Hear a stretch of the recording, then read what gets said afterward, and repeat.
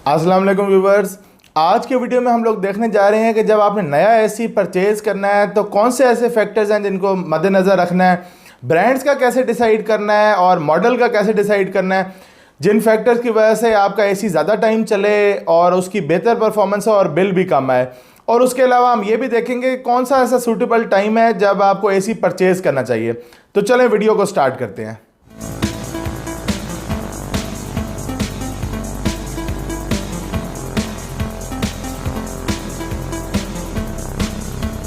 मैं हूं उमर अवान, आपके चैनल टेक अप्लायंसेस से। व्यूवर्स, जब आप नया एसी परचेज करने का डिसीजन लेने लगे हैं तो सबसे जो इंपॉर्टेंट फैक्टर है जिसको आपने देखना है वो है आपका रूम साइज़। आप देखें कि आपका रूम साइज़ क्या है, उसके मुताबिक आप टनेज डिसाइड करें। कभी भी गलत रूम साइज़ में गलत टनेज ना लें, मतलब कि आपका रूम साइज़ बड़ा है और आप उसमें 1 टन लगा रहे हैं जबकि उसमें 1.5 टन रिक्वायर्ड है। आप उसके मुताबिक टनेज लें, ये सबसे इंपॉर्टेंट फैक्टर है। इसको पहले डिसाइड करें, उसके बाद आप ब्रांड्स पे और उसके मॉडल्स पे जाएं। सबसे पहले आपने टनेज डिसाइड करनी है, उसके बाद कुछ और देखना है।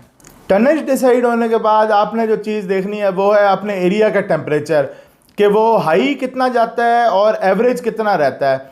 जब आप वो देखेंगे उसके मुताबिक आपने डिसाइड करना है कि आपने T1 कंप्रेसर वाला एसी लेना है या T3 वाला। अदरवाइज़ आप अगर गलत डिसीजन करते हैं, आप ज़्यादा गर्म इलाके में और आप T1 वाला एसी ले लेते हैं तो उसकी आपकी लाइफ भी कम होगी और आपका जो एनर्जी कंजम्पशन होगी वो भी ज़्यादा होगी। उधर के लिए आपने T3 लेना है, ज़्यादा गर्म इलाके के लिए। अगर आप कम गर्म इलाके में है, एक नॉर्मल टेम्परेचर है, वहाँ पे आप T1 भी परचेज़ कर सकते हैं, कोई इशू नहीं। ये बड़ा इंपॉर्टेंट फैक्टर होता है, अक्सर लोग इसको मिस कर जाते हैं। उसकी वजह से उनकी कंजम्पशन भी काफ़ी ज़्यादा हो रही होती है और एसी भी इतना कोई अच्छा परफॉर्म नहीं कर रहा होता। एसी की टनेज और कंप्रेसर टाइप डिसाइड करने के बाद अब हमने जाना है ब्रांड की तरफ। अक्सर हम ये गलती करते हैं कि हम पहले ब्रांड डिसाइड कर लेते हैं कि हमें ये ब्रांड पसंद है, हमने इसी का एसी लेना है। वहीं पे गलती होती है। हमने जब ये चीज़ें डिसाइड कर ली कि हमें कौन सा कंप्रेसर टाइप चाहिए और फिर हम ब्रांड में देखेंगे कि कौन सा ब्रांड हमें क्या प्राइस में क्या चीज़ ऑफ़र कर रहा है, EER किसका हाई है। EER बड़ा मेन चीज़ है, वो आपने देखना है कि आप जो एसी ले रहे हैं उसका हाई हो। उसके अलावा क्या जिस ब्रांड का एसी ले रहे हैं उसमें आपकी रिक्वायर्ड कंप्रेसर टाइप है। अगर T1 ले रहे हैं तो वो तो सब में ही होती है, हर ब्रांड में है। अगर T3 है तो वो लिमिटेड ब्रांड्स में है, वो चीज़ आपने देखनी है। इसके बाद आपने सारे ब्रांड्स का कंपैरिजन करना है कि कौन सा ब्रांड हमें क्या चीज़ ऑफ़र कर रहा है और किस प्राइस में ऑफ़र कर रहा है। EER किस ब्रांड की अच्छी है। अब उसमें एक आपको चीज़ बताऊं कि हर ब्रांड का हर मॉडल अच्छा नहीं होता और हर ब्रांड का हर मॉडल बुरा नहीं होता। एक ब्रांड है, उसके अच्छे मॉडल भी होंगे, उसके बुरे मॉडल भी होंगे। तो ये ज़रूरी नहीं होता कि एक अच्छा ब्रांड है तो उसके सारे मॉडल अच्छे हों, या एक इतना अच्छा ब्रांड नहीं है तो उसके सारे मॉडल बुरे हों। अब उसमें मैं आपको मिसाल देता हूँ सैमसंग की।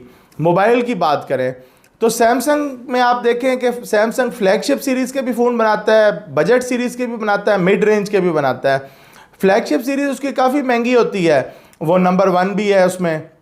उसके बाद अगर आप आएँ उसकी बजट सीरीज़ में, तो बजट सीरीज़ में आप देखें कि उसकी प्राइस ज़्यादा होती है बाकी ब्रांड्स की निस्बत और वो उतने अच्छे फीचर्स नहीं दे रहा होता। इसलिए अक्सर आप देखें ओप्पो हो गया, वीवो हो गया, हवावे हो गया, उससे बेहतर स्पेक्स दे रहे होते हैं और ज़्यादा सेल उनकी हो रही होती है। हालांकि ब्रांड देखा जाए तो सैमसंग ज़्यादा बेहतर है पर सेल ज़्यादा उनकी हो रही है। वजह क्या है कि वो बेहतर स्पेक्स दे रहे हैं।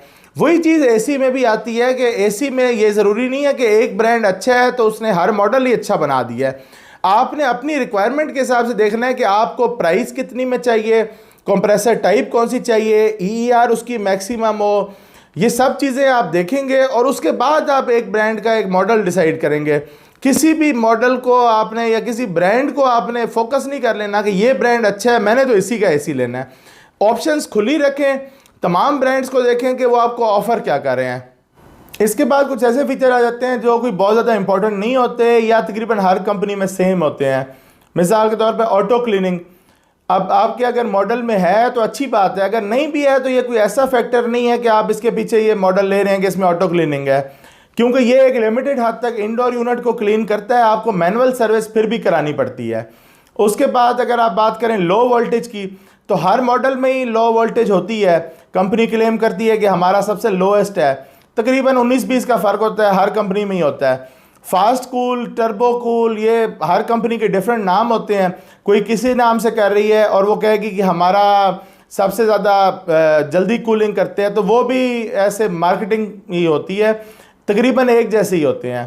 कोई 19-20 का ही फ़र्क हो तो वैसे हर कंपनी का एक ही जैसा होता है। उसके बाद एयर थ्रो की बात करें तो आजकल तकरीबन हर मॉडल में एयर थ्रो ज़्यादा आ रही है, तो वो भी आप उसके बेस पे ना डिसाइड करेंगे इसकी एयर थ्रो ज़्यादा है, क्योंकि तकरीबन हर एसी की एक जैसी 19-20 के फ़र्क के साथ होती है। अगर दूसरी बात, अगर आपका एसी कूलिंग अच्छी नहीं कर रहा तो उसके एयर थ्रो ज़्यादा होने का भी कोई इतना मकसद नहीं है। अच्छा, उसके बाद जो सबसे इम्पोर्टेंट चीज़ है, अगर आपका कोई आप एसी परचेज़ कर रहे हैं कोई खुले हॉल के लिए, जो बहुत बड़ा हॉल है, या टीवी लाउंज के लिए जिसकी ओपनिंग्स हैं, तो उसमें आपको इन्वर्टर एसी नहीं परचेज़ करना चाहिए, उसमें आप नॉन इन्वर्टर की तरफ जाएं। बिकॉज अगर आप उसके लिए इन्वर्टर परचेज़ करते हैं तो उसकी ओपनिंग है, वो टेम्परेचर तो मेंटेन कर नहीं सकेगा, तो वो हर वक्त अपनी हाई स्पीड पे चलता रहेगा, एनर्जी कंजम्पशन भी आपकी ज़्यादा होगी, और उसके अलावा आप जो उसको परचेज़ करेंगे तो उस वक्त भी प्राइस ज़्यादा होगी। उसकी निस्बत अगर आप नॉन इन्वर्टर ले लेते हैं तो एटलीस्ट उस वक्त तो आपको सस्ता मिलेगा ना, बाद में तो दोनों के बिल एक जैसे ही आने हैं। तो अगर आपकी ओपन प्लेस है तो वहाँ पे आप नॉन इन्वर्टर लगाएं।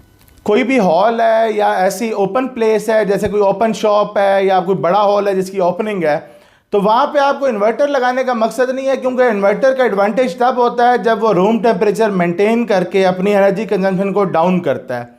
तो जब वो डाउन ही नहीं कर पाएगा और वो अपनी फुल कैपेसिटी पे चलेगा, तो वहाँ पे आपको इतने पैसे एक्स्ट्रा लगाने का, ऑलमोस्ट डबल का दोनों का प्राइस का फ़र्क होता है, तो वहाँ पे आप उसको डबल प्राइस भी देंगे, बिल दोनों का सेम आएगा, क्योंकि वो ओपन प्लेस होगी, टेम्परेचर मेंटेन नहीं होगा और एक जैसे आपके बिल आएंगे। तो ऐसी जगह पे बेहतर है कि आप नॉन इन्वर्टर को प्रेफर करें, और अगर आपका कोई रूम है, क्लोज है, वहाँ पे आप हमेशा इन्वर्टर लगाएं। अब बात करें एसी बाय करने का बेस्ट टाइम, तो वो होता है ऑफ सीज़न, यानी आप सितंबर अक्टूबर से लेके मार्च अप्रैल तक। उसकी वजह ये होती है कि इस सीज़न में एसीज की प्राइस भी कम हो चुकी होती हैं, जो ब्लैक मार्केटिंग चल रही होती है, हर एसी की प्राइस 5-10 हज़ार 15,000 बढ़ी हुई होती है, वो ऑफ सीज़न में डाउन आ जाती है। और उसके अलावा एक चीज़ ये होती है कि एसी में इतने जल्दी कोई मॉडल नहीं आते, जो इस साल है अगले साल भी तकरीबन यही मॉडल होंगे, कोई एक आध कोई नया एडिशन होगा, या तो आपने 3-4 साल बाद लेना हो तो आप सोचें कि नए मॉडल्स आएंगे।